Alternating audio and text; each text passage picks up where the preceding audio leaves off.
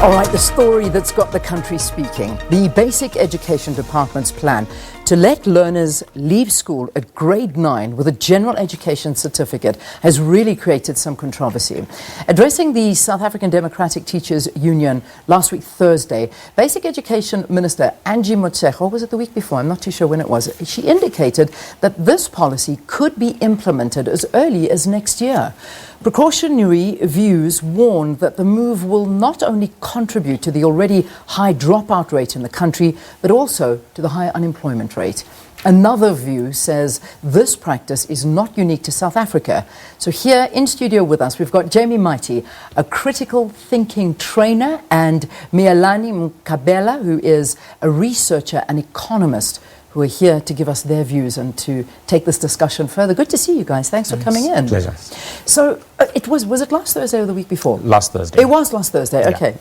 It seems like it was long ago. It always does in our politics. It's just taken off and everybody's talking about that. So before we even begin, how do you feel about it? What are your views? Jamie, let me begin with you. So when you look at the global environment, you recognize that there's a lot more automation happening and a lot of jobs that are becoming obsolete. You know, Tesla is developing self-driving cars. Amazon is developing supermarkets that don't require any human personnel to be in them. So there's a real need for our children to be competitive and to be educated in a way that keeps them competitive. And this doesn't seem to be a response to that level of competitivity required by the market. And actually, when you then think about the local problems around quality of teaching and around dropouts, I don't think that this actually addresses any of the two core problems South African schools are facing. And to me, it seems like a legitimization of the dropout problem. It gives kids a way out instead of a way of keeping them in till we can solve the problems that we're facing. We have a 45% dropout rate. 1 million kids start grade 1 and only 550,000 write the matric exam. And of that 550,000 who write the matric exam, only 27% have a mark good enough to get into university. And of that 27%, we only get a graduation rate of 16%. So in reality, from the beginning of the process to the degree process, we only get 4 out of 100 kids who are graduating. And that's not enough. We need more high skills and less of the low skills base because the world has changed. This to me seems like Bantu education by another name, and we should not remix Bantu education. Okay, so there's your viewpoint on this, so entirely against it. So that's where you're standing. Where do you stand? Okay, when you look on advanced or developed economies, they have several exit programs, which is, you look at Singapore, you look at Finland, you look at Germany. So they will have a variety of exit certificates. So primary at Singapore has an exit certificate, and then when you look in the middle, which is your grade 9, they are having an exit certificate, and then on your grade 12, they are as well having a 3 exit points. Yeah, exit point. Okay. So that gives the industry a variety of exit streams because in the main, you know, like these feeders, they feed in different like areas, and then we need to have TVET, which is your technical and vocational like learning. So the TVETs, if you need to continue with TVET students up until grade 12, while they are not as well going to make it in terms of the assessment, they can as well easily get into TVET easily with their grade 9, of which when you look on the future of manufacturing, which is something that South Africa needs the most because we don't have, we have a lot of people that are unemployed, and then we need to expand the economy. So the future of manufacturing, it happens to be the one that will need all those mechanical skills. So you can't just only have tertiary or high-tie skills without having other segmented skills. So we need both, of which in the main, you normally have few people that are working at the top, but the production center will require a lot of people. And in substantiating that, actually, the buzzwords always will be there. You know, during 2000, we had like IT, everyone was going to IT. The critical aspect is how many skills and personnel do we need in the next 6 years for the fourth industrial revolution? Not everyone will be moving to the fourth industrial revolution. It is a number. So in that number, we are supposed to be catering like the other factors, of which critically to South Africa, which is a developmental economy, is the future of manufacturing, and TVET will really cover that. So interesting. I'm happy to hear this. We've got two completely differing views here, which is important because that's exactly what's happened to the country. People are saying, no, listen, I think that's a good idea. You know, you should allow, because not everybody's academically inclined. And we know this. I remember, and I'm trying to remember in my mind when I was at school at the time, that there was an exit point, that people would finish up at a certain standard, because it was standards at that time, and I think it may have been standard 8. And then you could move over to a technical college and then complete up until there and get whatever it is, a skill of some sort. Is that such a bad idea? Because sitting in a school that perhaps you are not flourishing in, this is not for you, you're not built that way, you're flooding up an already over-flooded system, perhaps this is the answer. So there's one thing that we have to be very cautious about in South Africa, is to, first of all, assess whether or not the kids are indeed not flourishing. Right? If I've not been given the basics, if I've had compromised teaching, and we know that the teaching has been compromised. You've got the Pearls report, you've got the Tim's report, which indicated that, you know, some kids are in school for 6 years and they're considered to be unable to read. We had the report which said last year that 80% of our kids cannot do the grade 4 mathematics that they're supposed to do. So they can't divide 24 by 8, right? And that's something that's fundamental and reflects on the quality of teaching. So now what we are considering is saying, hey, all of these kids we've failed. Let's just say you're not good at school. Right? And the reality is that's not the case. The kids have the aptitude in the main. They've been failed by the system. So when we don't fix the system and then say to the kids, listen, maths is not your thing, science is not your thing, you can come out at this early stage and go find a job. 1, the jobs aren't there.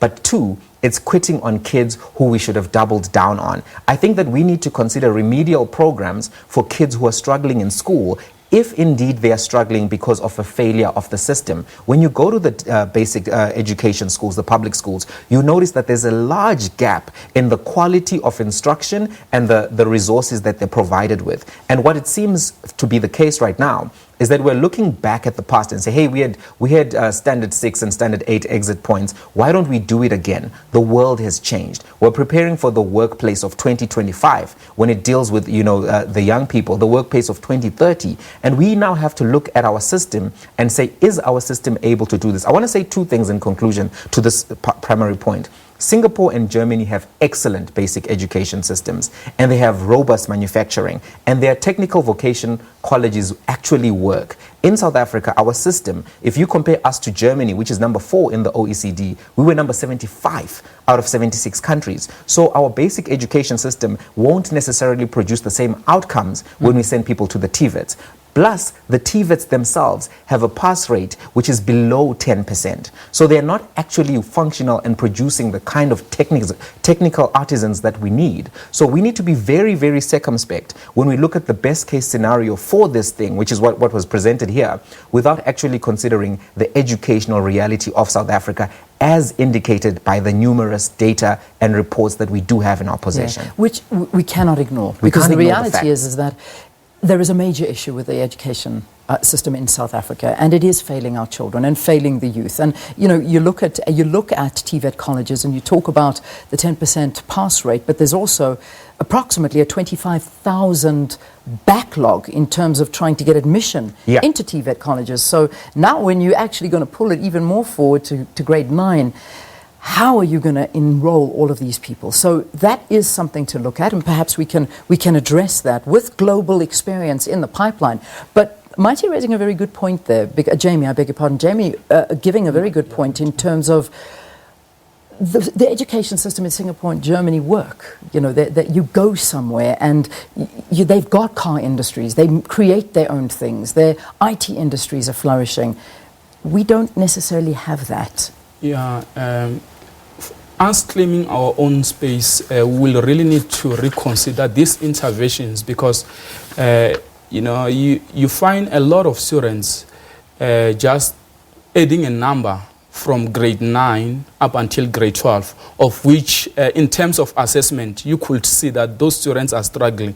The exit at grade 9 is not a fact that students will be leaving school, and that needs to be understood by all of us. So students still continue. When we have a primary exit point, students go to secondary. At secondary, in the exit point, they are as well expected to proceed up until grade 12 to have the third exit point. The exit point doesn't mean you leave school, but it's just a certificate that by chance you are unable to get grade 12, you can easily move into other streams of tertiary educations, which are TVET colleges and basic colleges that will need to be orientated. So in all these, those countries it works. Even in our country, we'll need to reconsider such so that we can reclaim our space in manufacturing. 1994, South Africa was great in manufacturing, and it went down because the artisans that we had then, they moved out of the systems and the industry went down. So now is for the country to relook on investing in the technology of manufacturing for this fourth industrial revolution, and ensure that jobs are created. Artificial intelligence and robotics, from the engineering side, it will employ few people because systems will take over random jobs, and robots as well will be taking some of the jobs. But when we train people as well to have artisan skills, it will be assisting the country to boost the manufacturing sector, taking on the scopes of the winery that we have better systems with the wine industry, and then we can move into manufacturing sector, agro-processing and metals. But what needs to be done is for the government to come up with enough funding that will invest in these industrial zones that are already there at the DTI, and the case studies are done. So what is expected now is just for the government to act, and jobs will be created. We need things that will create jobs. We don't just want to talk about anything that will not feed. Technology will be taking a lot of jobs for people that are in administrative jobs, mainly in Africa. So when we create few people that will be needed in the market, it won't assist us. We really need to open up the markets that will create jobs, because that is the critical thing. So we have 65% youth unemployment. How are we going to take care of that? We need a base of lower skills in technical areas, and then that will be the one that will be basing the production centers in different markets. It's a good argument for both sides of the story. It really is. But one of the big problems as well is people talking to the fact that we are just going to further dumb down South Africans and dumb down the youth. You disagree? You don't think so? I agree. And you agree? I disagree with that. Let me jump in because he's been on the mic. Okay, so here's the reality. Currently, we tell our kids that, if you get 30%, you get 40%, it's enough. You can exit your matric and you have a matric. That is nowhere near enough in any country besides South Africa. 50% is the pass mark. And guess what? The ministerial task team in 2014, which was commissioned to look at the NSC, recommended that the matric be raised to the appropriate measure so that we're measuring accordingly. So when we say to kids, listen, it's actually, we live in a dichotomy, because I work in private schools. And do you know what we tell kids in private schools? That they have to excel, that they have to get distinctions. And then we go to the public schools and we tell kids 30 and 40% is enough. And now we're adding another thing. We were saying to them, listen, even grade 9 is enough. It's not for everyone, this academic life. It's not for everyone. You can take your grade 9 and join that 65% that's unemployed, and then best of luck. And I don't think that's actually a good response from the government. We can't give up on our kids. Our messaging around education has to be that we trust you, we believe in you, we think that you can make something of yourself. Not the lowest common denominator, but the highest common denominator. And the reality is, and this is where we need to stubbornly face the facts, the reality is our public schools are not standardized to the appropriate quality level. There are desks that are broken, there are no whiteboards, there's no real modern infrastructure in those schools, and the teachers in many of the instances need to be reskilled. We can't cancel teachers, of course. They're doing the best that they can, but they do need to be reskilled, and the ones that are not doing a good job, those teachers need to be given some kind of an exit package. Yeah. We don't need to be exiting the students, we need to be exiting the bad teachers from the system. And my chagrin with all of this is that instead of us actually fixing the basics of education, making sure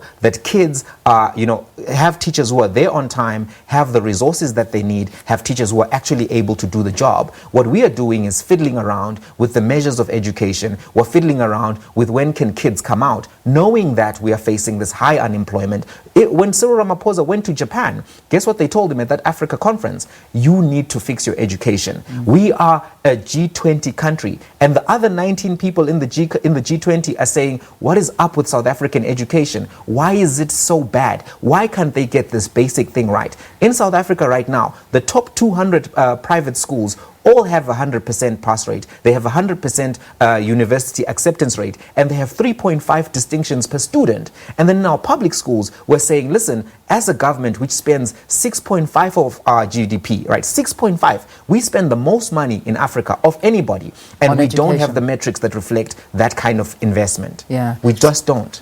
Okay, so, which, again, fair enough, but not everybody is academically inclined. And we cannot dispute that we have major issues in the education system. Hang on, but I want to get your views on why you think that we're not going to dumb down the nation. In fact, this will have a positive spin-off if there is that exit point at grade 9. Why do you think it's going to have that?